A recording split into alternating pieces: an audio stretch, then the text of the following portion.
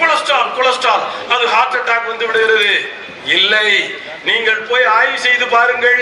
மாரடைப்பு வருகிற நோயாளிகளில் கொழுப்பால் மாரடைப்பு வந்து இறந்தவர்கள் 4% கீழ். மற்ற 96% மாரடைப்பு எதனால் வருகிறது என்றால் மன அழுத்தம். இதுக்கெல்லாம் காரணம் மன அழுத்தம்னா 4% இருக்கிற கொலஸ்ட்ரால் மேல பழியை போட்டுவிட்டு நெய்யை தூர எரிந்து விட்டு நெய்யில இருக்கிற medium chain fatty acid, unsaturated fatty acid HDL உயர்த்துமே தவிர LDL உயர்த்து கேடை உண்டு பண்ணாது. கொலஸ்ட்ரால் என்பது கெட்ட வார்த்தை அல்ல. நெய் என்பது மிகச்சிறந்த அமுதமான உணவு. தவிர்த்து கொண்டிருக்கிறோம்.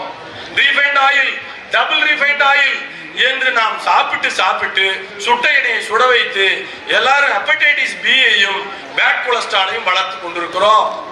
ஆகவே உருக்கிய நெய், நெய் உருக்கி மோர் பெருக்கி நீரை சுருக்கி கொதிக்க வைத்து உட்கொண்டால் தேரையர் என்கிற சொல்கிற சித்தர் யாருக்காக சொன்னார்?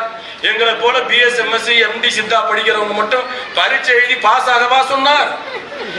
ஒட்டுமொத்த தமிழ் சமூகத்திற்கும் சொல்லப்பட்டது.